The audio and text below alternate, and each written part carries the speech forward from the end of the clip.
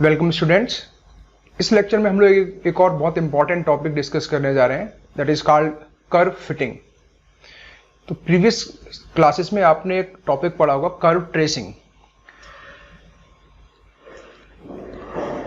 Curve tracing और curve fitting में क्या डिफरेंस है, we will see. Curve tracing is that कि हमें कोई कर्व की मैथमेटिकल इक्वेशन दी हुई होती है, उस मैथमेटिकल इक्वेशन की हेल्प से हम उस कर्व को प्लॉट करते हैं कि वो कर्व कैसा दिखाई देगा, यानी कि उस मैथमेटिकल इक्वेशन का अगर हम ग्राफ बनाए तो ग्राफ कैसा होगा। जैसे फॉर एग्जांपल अगर हमारे को इक्वेशन दी हुई है y² = 4ax, ये बहुत वेल नोन इक्वेशन है पैराबोला की। तो हम लोग इसको कैसे ग्राफ बनाते थे इस पैराबोला का, हम देखते थे कि इसमें सिमेट्री किस एक्सिस के अबाउट है, तो हम लोग कहते थे यहाँ पर क्योंकि y की पावर इवन है तो ये हमारा जो कर्व है ये एक्स एक्सिस के अबाउट सिमेट्रिकल होगा। प्लस हम देखते थे कि अगर x और y की वैल्यू 0 रख दिया तो पूरा कर्व की इक्वेशन 0 हो जाएगी, तो हम कहते थे कि ये कर्व 0 0 से पास होगा। तो अगर आप देखें इस कर्व को हम लोग जब ड्रॉ करते थे तो हमने कैसे इन सारी चीज़ों को डिफाइन किया था। ये कर्व एक्स एक्सिस के अबाउट सिमेट्रिकल होगा, 0 0 पॉइंट को सेटिस्फाई कर रहा है, इसका मतलब है ओरिजिन से पास होगा। लोएस्ट डिग्री टर्म इसमें 4ax है, तो 4ax = 0 पुट कर देते थे तो हमें मिल जाता था x = 0, यानी y एक्सिस, ये x एक्सिस है, ये y एक्सिस है, तो y एक्सिस इसका टेंजेंट होगी। ये कर्व x एक्सिस को कहाँ कट करेगा, वहाँ y = 0 रख देंगे, जहाँ y एक्सिस को कट करेगा वहाँ x = 0 रख दिया करते थे। तो हमें पता चलता था कि ये कर्व केवल 0,0 पर x एक्सिस को कट करेगा या y एक्सिस को भी इसी पॉइंट पर कट करेगा बेसिकली। तो ओरिजिन से ये कर्व हमारा पास ऑन हो रहा है और x एक्सिस के अबाउट सिमेट्रिक है। उसके बाद हम लोग क्या करते थे, एक टेबल बनाया करते थे, we put the value of x here and corresponding value of y here. क्योंकि सिमेट्रिक कर्व है तो x के केवल फर्स्ट कोऑर्डिनेट के अंदर वैल्यू लेते थे और वैल्यू निकाल लिया करते थे। तो that means something we will put x = 1 2 3 4 5 and so on. अच्छा, इस इक्वेशन से हमें एक चीज और पता चलती है कि अगर x की वैल्यू नेगेटिव होगी तो y इमेजिनरी हो जाएगा। तो उस केस में हम उस वैल्यू को, यानी कि हम ये मान लेते थे कि x जो भी हमारी वैल्यू है, यानी कि x नेगेटिव एक्सिस में कर्व लाइन नहीं कर रहा है, तो हमने केवल x की पॉजिटिव वैल्यूज दी और करस्पॉन्डिंग हम y की वैल्यूज निकाल लिया करते थे और उन y की वैल्यूज को हम लोग प्लॉट किया करते थे और बाद में एक फ्री हैंड ग्राफ इस तरह से कुछ मिला के इन सब कर्व पॉइंट्स को मिलाते हुए ड्रॉ कर देते थे। और क्योंकि कर्व सिमेट्रिकल है तो बिल्कुल इसी तरह से कर्व हमारा नीचे की तरफ बन जाता था। सो that is equation of parabola y² = 4ax। और भी पॉइंट्स जो भी हमें निकालने होते थे हम इसी हेल्प से निकालते थे। तो that is called curve tracing. अब कर्व फिटिंग की अगर हम बात करें तो curve fitting is just reverse process. Reverse process का मतलब यहाँ पे ये है कि हमारे को सिर्फ पॉइंट्स गिवन है और हमें कर्व की इक्वेशन निकालनी है कि कर्व की इक्वेशन क्या होगी। जैसे for example, I am taking very simple example, कि सपोज करो हम एक्सपेरिमेंट कर रहे हैं लैब में कोई, जहां हमारे दो वेरिएबल्स हैं, जिन वेरिएबल्स के बीच में क्या रिलेशन है वो हमें एस्टेब्लिश करना है। तो सबसे पहले हम लोग बहुत बेसिक स्टार्ट करते हैं। हम लोगों ने लैब में सभी ने एक्सपेरिमेंट किया है ओम्स लॉ का, कि how to calibrate ohm's law या how to demonstrate ohm's law. Ohm's law में we have V = IR under some certain conditions. I am not going inside detail. Suppose करो R हमारा fixed है, हमने जो भी सेटअप किया है अपने एक्सपेरिमेंट का उसमें रेजिस्टेंस सपोज करो फिक्स कर दिया है और हम V की वैल्यू को, वोल्टेज की वैल्यू को चेंज कर रहे हैं और करस्पॉन्डिंग वैल्यू जो I आ रही है उस I की वैल्यू को देख रहे हैं क्या आएगा। तो हमें यहाँ पे इस इक्वेशन से दिख रहा है V और I दोनों एक दूसरे के प्रोपोर्शनल हैं, यानी लीनियर रिलेशन है। तो जब हम इस तरह के पॉइंट्स ड्रॉ करते थे, अगर आपको याद है, तो V और I में अगर हम रिलेशनशिप बनाते थे, सपोज करो वी हैव, हमने करंट को या इसको मान लेते हैं V, दिस इज I, यानी हमने करंट वेरी किया और वोल्टेज चेक किया, वाइस वर्सा, कुछ भी हो सकता है। तो हम जब एक्सपेरिमेंट करते थे तो सपोज को डिफरेंट डिफरेंट वैल्यूज के ऊपर हमें कुछ डिफरेंट डिफरेंट इस तरह की वैल्यूज मिलती थी।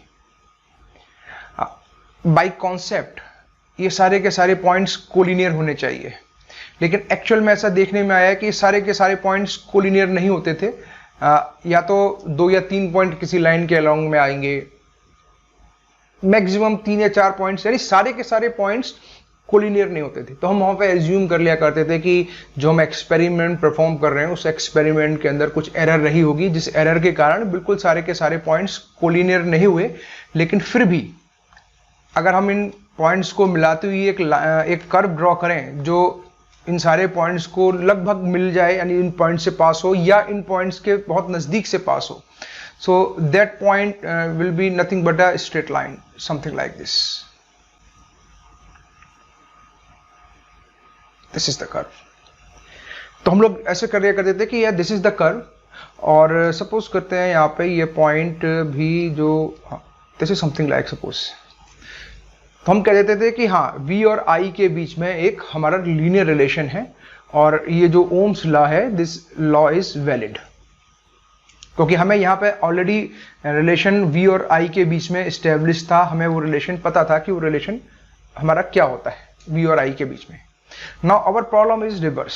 सपोज कीजिए हम कोई एक्सपेरिमेंट कर रहे हैं जहां हमारे दो वेरिएबल हैं x और y, और इन x और y वेरिएबल के बीच में जो रिलेशन है हमें वो रिलेशन नहीं पता कि वो रिलेशन क्या है। हमारे पास केवल डेटा पॉइंट्स हैं, हमने डेटा कलेक्ट किया है, किसी भी इंफॉर्मेशन को लेकर कलेक्ट किया गया है। वो डेटा कुछ भी हो सकता है, और उस डेटा को सबसे अच्छी तरह से हम अगर कहीं देखना चाहें कि डेटा कैसा है, तो हम क्या करते हैं, उसका एक ग्राफ के ऊपर डेटा पॉइंट्स को हम प्रोजेक्ट करते हैं। सपोज करो कि हमारे पास कोई रैंडम एक्सपेरिमेंट हमने किया है, और हमें रैंडम एक्सपेरिमेंट से कोई डेटा मिला है x और y का, n set of data points है। तो इसको अगर जनरलाइजेशन में लिखूं, सो let us suppose xi and yi, i varies from 1 to n, 1 से स्टार्ट होकर n तक विद द डिफरेंस ऑफ 1। तो हम क्या करते हैं कि इन डेटा पॉइंट्स को एक ग्राफ के ऊपर प्लॉट करके देखते हैं। तो सपोज करो हमारे डेटा पॉइंट्स, बहुत सारे डेटा पॉइंट्स हैं, and these data points are something like this. कुछ इस तरह से हमारे डेटा पॉइंट्स हमें मिल रहे हैं।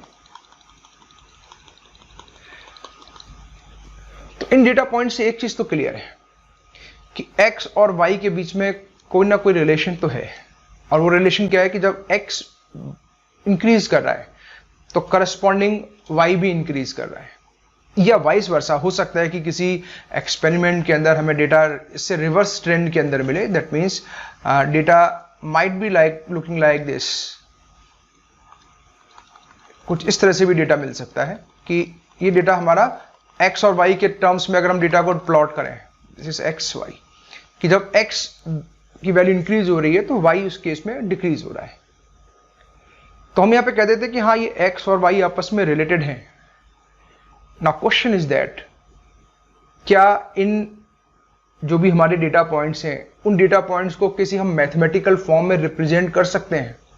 क्या हम कुछ ऐसी इक्वेशन के टर्म्स में लिख सकते हैं कि x और y के बीच में जो रिलेशन है वो रिलेशन इस कर्व के द्वारा, यानी इस ग्राफ की इक्वेशन के द्वारा रिप्रेजेंट होगा? जैसे फॉर एग्जांपल यहां पर हमारे को डेटा पॉइंट है, तो अगर हम ये देखें कि कोई स्ट्रेट लाइन अगर हम ले लें, for example I am taking this straight line, तो मैं कह सकता हूं कि ये जो डेटा है ये एक स्ट्रेट लाइन के द्वारा रिप्रेजेंट हो रहा है। सिमिलरली सेकंड फिगर के अंदर ये एक डेटा है, ये एक अगेन स्ट्रेट लाइन के थ्रू रिप्रेजेंट हो रहा है। सिमिलरली अगर सपोज कीजिए एक केस हमारे पास इस तरह से आता है कि जो हमारा डेटा है उसको जो हमने प्लॉट किया, and this plot is something like this, this is something like this, कुछ इस तरह से हमारा डेटा पॉइंट है। तो उस केस में we are saying this data basically एक कर्व है। कुछ इस तरह से कर्व अगर हम बनाएं तो ये कुछ इस तरह के कर्व को, यानी कि सम पैराबोलिक टाइप ऑफ कर्व के अलोंग ये सारा डेटा कंसंट्रेट हो रहा है। तो ना हमारा ऑब्जेक्टिव कर्व फिटिंग के अंदर क्या है? हमारा ऑब्जेक्टिव यहाँ पे कर्व फिटिंग के अंदर ये है कि जो गिवन डेटा पॉइंट्स हमें दिए हुए होंगे, ये डेटा पॉइंट्स किस कर्व के अलोंग कंसंट्रेटेड हैं, यानी कि क्या इक्वेशन होगी उस कर्व की जिसके अलोंग ये सारे के सारा डेटा पॉइंट्स कंसंट्रेट होंगे, और हम एज्यूम कर लेते हैं बेसिकली कि एक्चुअल में जो वेरिएबल है हमारे x और y, उनके बीच में जो मैथमेटिकल रिलेशन होगा वो रिलेशन इस इक्वेशन जो भी हमारा कर्व बन के आएगा उस कर्व की इक्वेशन के द्वारा रिप्रेजेंट होगा। जैसे इस केस में हम एक स्ट्रेट लाइन मान लेंगे, इस केस में भी एक स्ट्रेट लाइन मान लेंगे कि x और y के बीच में एक लीनियर रिलेशन है, यानी लीनियर का मतलब एक स्ट्रेट लाइन। इस वाले केस के अंदर भी, यानी कि this is suppose case number A, this is case number B and let us suppose this is case number C. तो केस ए और बी में हम कहेंगे कि x और y जो वेरिएबल्स हैं उनके बीच में एक लीनियर रिलेशन है। केस नंबर सी में हम कहेंगे कि x और y जो भी हमारे दो वेरिएबल्स हैं इनके बीच में जो रिलेशन है वो नॉन लीनियर रिलेशन है। नॉन लीनियर रिलेशन का मतलब parabolic, parabolic means non linear relation है। इसी तरह से कोई भी रिलेशन हो सकता है। तो हमारा ऑब्जेक्टिव इस कर्व फिटिंग के अंदर यहाँ पे ये है कि हमें डेटा पॉइंट्स गिवन होंगे और उन डेटा पॉइंट्स की हेल्प से हमें एक कर्व की इक्वेशन फाइंड करनी है जो इस गिवन डेटा को सबसे अच्छा रिप्रेजेंट कर सके, बेस्ट फिट हो। बेस्ट फिट से मतलब यहाँ पे ये है कि जो हमारे पॉइंट्स हैं वो सारे के सारे पॉइंट्स उस कर्व के अलोंग, या तो कर्व के ऊपर ही आ जाए या कर्व के साइड बाय साइड हो। That is something best fit. Mathematically best fit का मतलब क्या है, we will see just now. तो सबसे पहले हम डिस्कस करेंगे कर्व फिटिंग के अंदर कि किसी भी अगर डेटा पॉइंट गिवन है और हमें एक लीनियर कर्व फिट करना है, यानी एक लाइन की इक्वेशन फिट करनी है जो गिवन डेटा को सबसे अच्छा रिप्रेजेंट करें, तो कैसे फिट करते हैं। सो हेडिंग इज फिटिंग, पहला कर्व है this is fitting a straight line, fitting a straight line.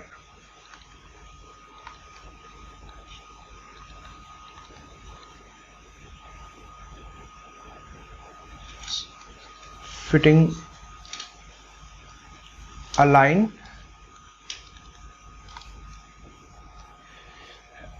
okay, so next topic is fitting a line. Problem क्या है, so let we have n set of data points, sets of data points xi comma yi, and set of data points xi comma yi, and we have to fit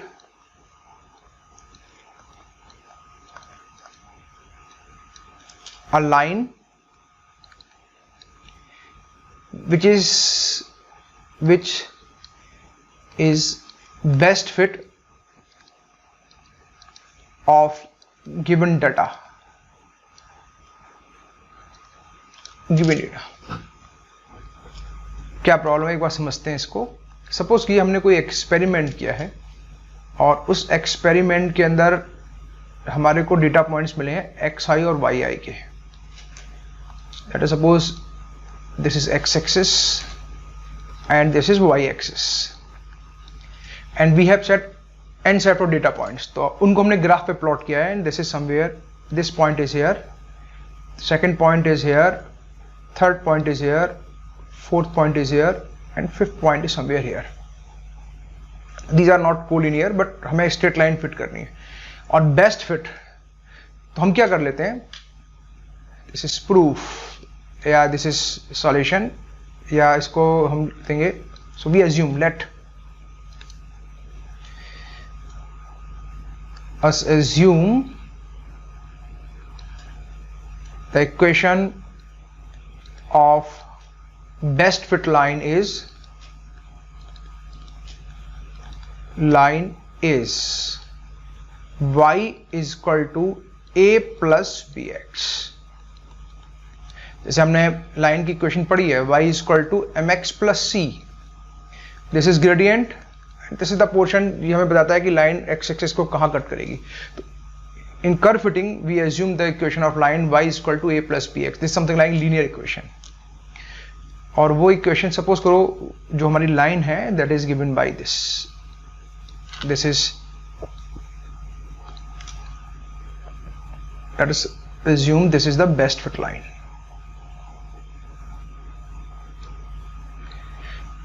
y is equal to a plus B x. तो हमने कहा best fit line. तो best fit का हमारा जो mathematical मतलब है वो क्या है, यहाँ समझने वाली बात है। सपोज करो ये हमारे पॉइंट्स हैं x1, this point x2, this point x3, this point is x4 and this point is x5। ये x एक्सिस है हमारा, दिस इज ऑब्जर्वेशन। हम कह रहे हैं कि ये जो हमारा गिवन डेटा है वो डेटा इस लाइन के द्वारा सबसे अच्छा रिप्रेजेंट हो रहा है। तो जब हम x की जगह पे इस इक्वेशन में x1 रखेंगे तो हमें करस्पॉन्डिंग वैल्यू y की मिलनी चाहिए। तो यानी कि हमें ये वैल्यू मिलनी चाहिए, that is called our expected value. But what we are getting, but what we are basically getting here is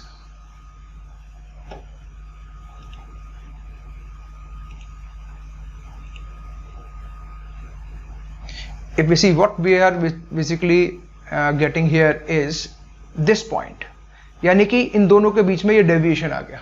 Similarly, when x is equal to x2, what we assume? We assume that this should be the expected value. और observation में हमें value ये मिली, तो यहाँ पे हमें deviation आ गया। Similarly, when x equal to x3, अगर गिवन डेटा इस स्ट्रेट लाइन को फॉलो करता, इस कर्व को, तो हमारे को वैल्यू मिलती यहाँ पर इस लाइन के ऊपर, और हमें वैल्यू मिली यहाँ पर। तो this is again an error.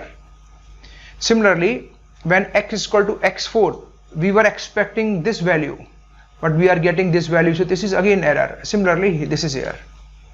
तो बेस्ट फिट लाइन का मतलब यहाँ पे ये है कि ये जो हमारी एक्सपेक्टेड वैल्यू है, जो कि हम मान के चल रहे हैं कि कर्व की इक्वेशन है, वहां से मिल रही है, और जो हमारी ऑब्जर्व वैल्यू है, जो एक्चुअल में हमें डेटा पॉइंट्स मिला है, वो उनके बीच में जो भी डिफरेंस है वो डिफरेंस मिनिमम हो। बेसिकली स्ट्रेट लाइन, ये डेटा सारे के सारे पॉइंट्स कोलिनियर नहीं है, तो कुछ ना कुछ डेविएशन तो आएगा ही आएगा। तो हमारा ऑब्जेक्टिव यहाँ पे कर्व फिटिंग में होता है कि ये जो हमारे एरर आ रही हैं, इनको हम रिप्रेजेंट कर रहे हैं E1, E2, E3, E4 and E5, in error को मिनिमाइज करना।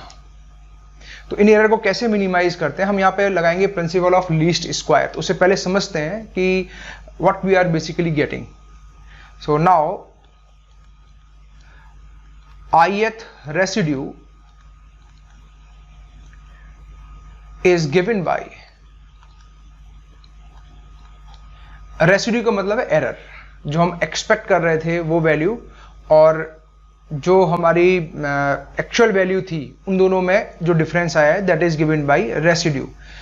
Now ith residue is given by ei is equal to,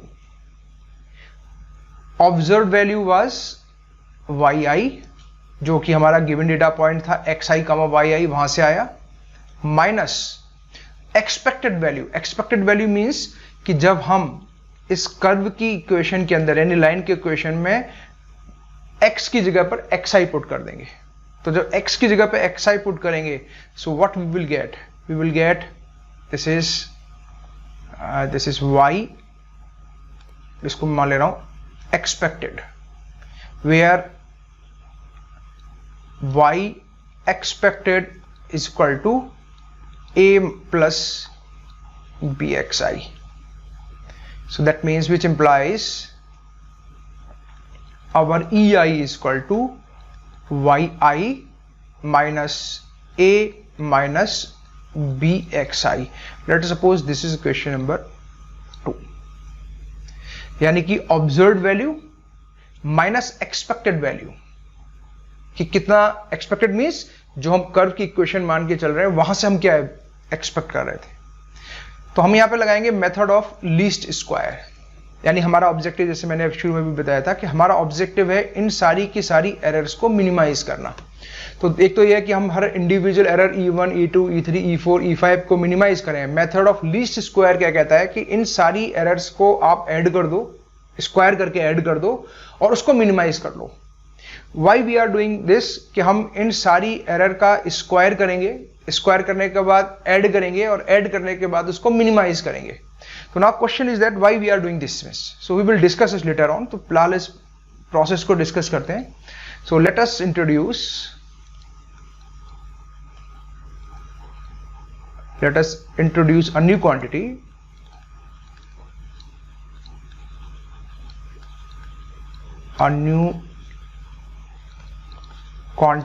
capital I. What is capital I?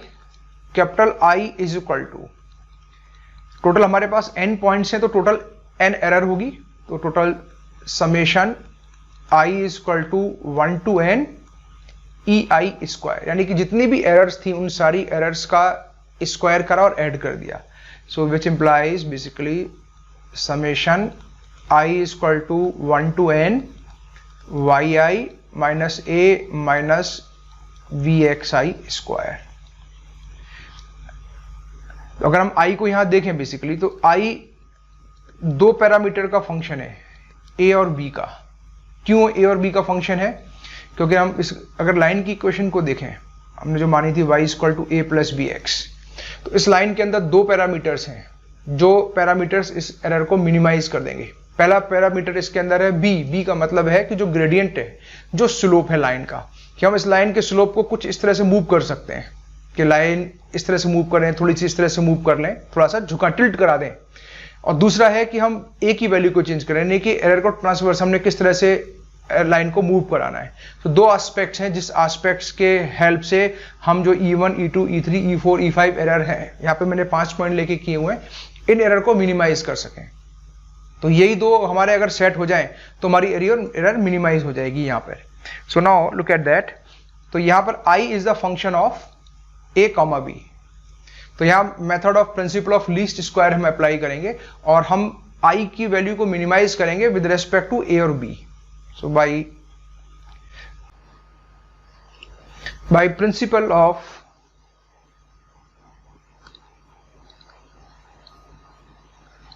least square,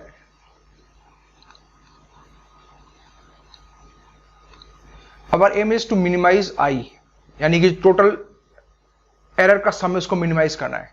So by principle of least square, I will be minimum when del I over del A is equal to 0 and del I over del B is equal to 0. Basically this is the problem of maxima minima of two variable. तो हमें पता है कि कैसे निकालते थे हम, del I over del A निकालेंगे, del I over del B निकालेंगे, उन दोनों को इक्वेट करके जीरो कर देंगे, then we get some points. वो पॉइंट जिन पॉइंट पर फंक्शन या तो मैक्सिमा अटेंड करेगा या मिनिमा अटेंड करेगा. So we will have, so now from equation number 3 we have del I over del A is equal to 0 implies, इस इक्वेशन को थर्ड को हम पार्शियल डेरिवेटिव निकालेंगे with respect to A. So we will get summation I is equal to 1 to n 2 times yi minus A minus bxi, और with respect to A differentiate करेंगे तो -1 और आएगा, that is going to be 0. Do remember, हम लोगों की आदत होती है with respect to x differentiation करने की, तो यूजली गलती करते हैं स्टूडेंट्स यहाँ पे. तो यहाँ पर जो भी डिफरेंशिएशन है वो differentiation with respect to A है, इस चीज का ध्यान रखें. तो यहाँ पर इस 2 की मल्टीप्लाई -1 से होगी, -2 हो जाएगा, -2 समेशन के बाहर आया और 0 के नीचे चला के जाएगा तो 0 हो जाएगा. तो ultimately we get summation I is equal to 1 to n, this is yi minus A minus bxi is equal to 0. इसको अलग अलग करके लिख लेंगे, then we will get summation yi minus summation A minus summation bxi is equal to 0, और simplify करेंगे, so we will get summation yi minus, again यहां पर I varies from 1 to n, this is हर जगह पे ये value same है, तो y डिफॉल्ट है, summation I is equal to 1 to n. तो अगर आप इस टर्म को देखें, summation I is equal to 1 to n a, तो इसके अंदर केवल कांस्टेंट a है, तो इसको अगर आप एक्सपेंड करोगे you will gate a plus a plus a plus a plus a n times. So but get NA. This term will become NA. Similarly, इस वाले term को अगर आप देखेंगे, summation of bxi, this term is nothing but bx1 plus bx2 plus bx3 and so on. तो b common आ गया तो अंदर हमें मिल जाएगा x1 plus x2 plus x3 dot dot dot xn, और ये हो गया b समेशन xi. तो this is b summation xi is equal to 0, और इसको हम सिंप्लीफाई करें तो हमें इक्वेशन मिल जाएगी summation yi is equal to na plus b summation xi. And let us suppose if we give the name to this equation, so this is equation number, let us suppose equation number 3, and this is equation number 4, and this is very important equation in curve fitting. So this is equation number 4. Similarly, once we do del I over del V is equal to 0, del I over del V is equal to 0 implies summation I varies from 1 to n 2 times yi minus a minus bxi, और b के respect में फिर से differentiate करेंगे, ये we will get minus xi is equal to 0. Do remember again कि यहाँ पे differentiation with respect to b हो रहा है, विद रेस्पेक्ट टू x नहीं हो रहा है. स्टूडेंट्स यहाँ बहुत एरर करते हैं, यहाँ पे v लिख देते हैं यूजली. जब इसको सिंप्लीफाई करेंगे, ये माइनस xi का माइनस साइन इस 2 के साथ मिलेगा, इस समेशन के बाहर आएगा, और समेशन के बाहर आने के बाद राइट हैंड साइड में क्योंकि 0 है तो पूरा 0 हो जाएगा. अंदर मल्टीप्लाई करेंगे, मैं इसको summation i equal to 1 to n by default है तो उसको बार बार नहीं लिख रहा हूं मैं, minus a xi minus b xi square equal to 0. xi के अंदर मल्टीप्लाई किया, इनको अलग अलग कर लिया, summation xi yi minus a sigma xi minus b sigma xi square equal to 0, और राइट हैंड साइड में लेकर नेगेटिव वाले टर्म्स को, so we get sigma xi yi equal to a sigma xi plus b sigma xi square. This is question number 5. So this is again equation. So now equation number 4 and 5. Here equation number 4 and 5 are called normal equations. Normal equations. We solve these equations. We solve these equations to get the values of a and b. ध्यान रखना हम a और b के लिए solve कर रहे हैं, a and b, and put these values in equation number 1 and put these values. This is basically our equation जो हम कर्व की इक्वेशन मान के चल रहे थे. This is the main equation.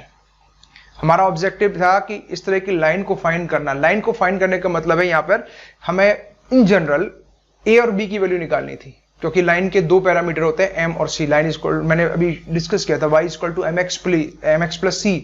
जो लाइन की इक्वेशन होती है इसके 2 पैरामीटर होते हैं m और c, यही हमें डिटरमाइन करना है. तो यहाँ पे हमें इस इक्वेशन के अंदर a और b ये 2 पैरामीटर फाइंड करने हैं. तो हमने ये पूरा डेरिवेशन किया. डेरिवेशन करने के बाद हमें 2 नॉर्मल इक्वेशंस मिली. इन दोनों नॉर्मल इक्वेशन को जब हम सॉल्व करेंगे, then we get the value of a and b, जो हमारा ऑब्जेक्टिव भी था. So we solve equation to get the value of a and b and put these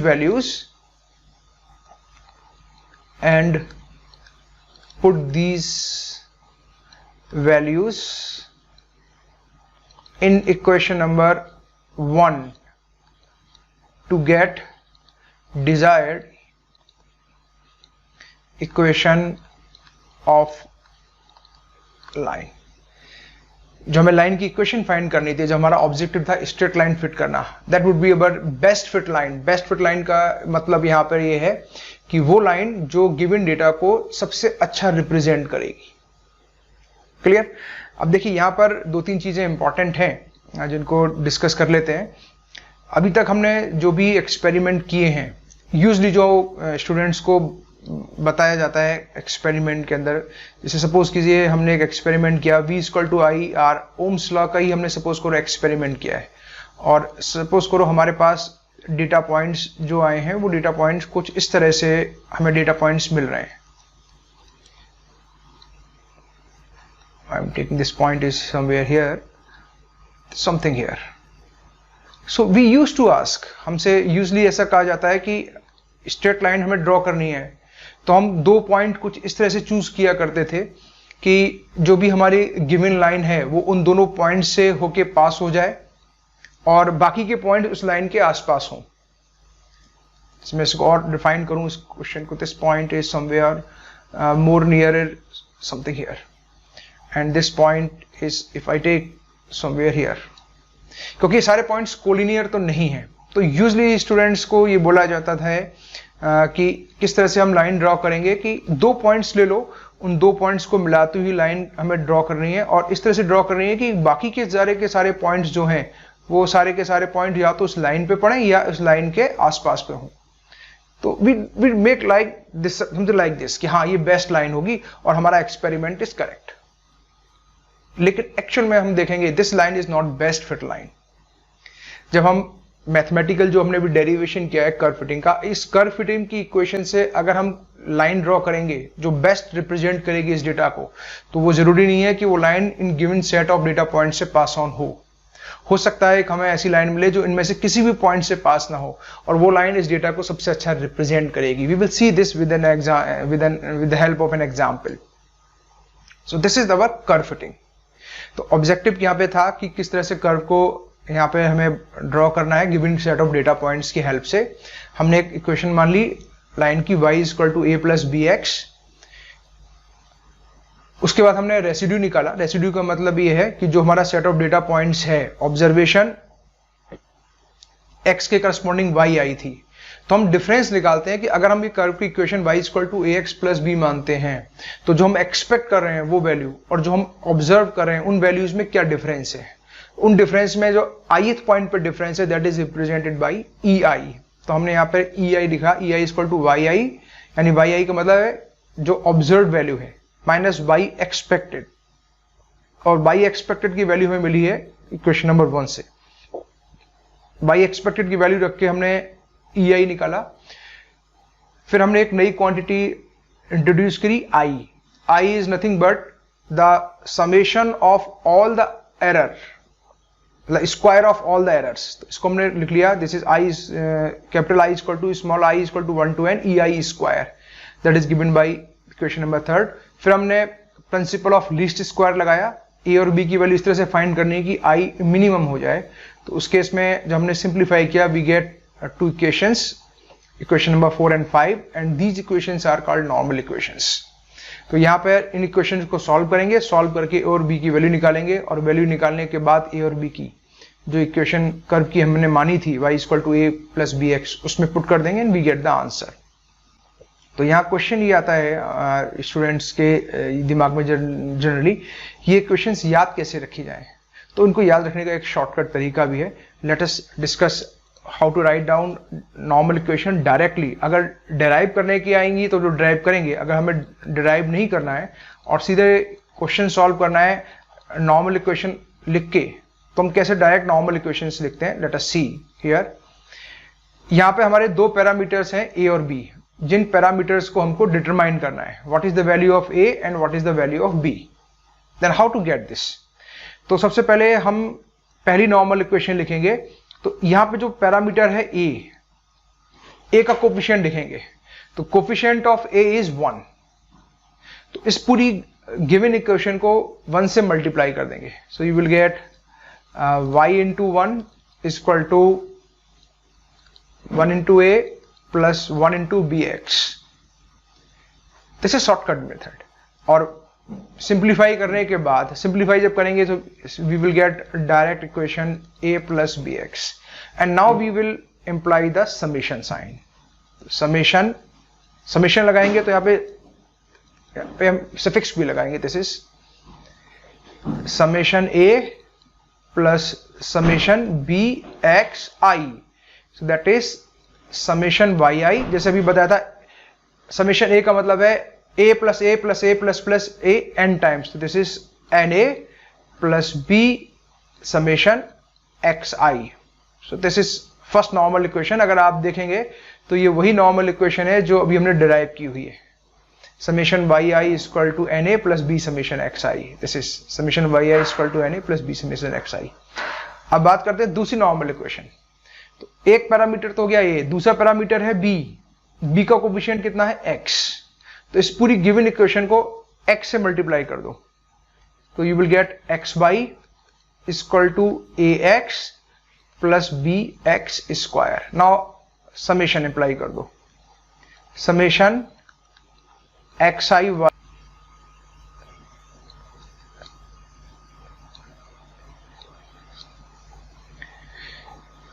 x i से मल्टीप्लाई किया और समेशन इसमें लगा दिया, which implies summation x I Y I is equal to a constant है plus B summation x I square, equation number that is 4। तो ये वही इक्वेशन आ गई जो हमारी सेकंड नॉर्मल इक्वेशन थी। So this is here summation x I Y I is equal to A summation x I plus B summation x I square. तो again बहुत simple तरीका है, हमारे दो पैरामीटर्स हैं ए और बी। पहला, इस पैरामीटर ए का जो भी कोफिशिएंट है उस कोफिशिएंट से जो भी इक्वेशन उस कोफिशिएंट से मल्टीप्लाई कर दो, और मल्टीप्लाई करने के बाद सिंप्लीफाई करने के बाद समेशन लगा दो। समेशन के बाद सिंप्लीफाई करोगे you will get this equation. उसके बाद दूसरा पैरामीटर यहाँ पर बी है और बी का कोफिशिएंट एक्स है, तो पूरी इक्वेशन को एक्स से मल्टीप्लाई किया, सिंप्लीफाई किया और समेशन लगा दिया, और समेशन के बाद सफिक्स लगा दिया, so we get this is the equation. तो अगर एग्जामिनेशन में हमें क्वेश्चंस ड्राइव करने को नहीं आती है equation, so we can directly write down this type of normal equation with the help of this shortcut method. So in the next lecture we will discuss some more about these problems.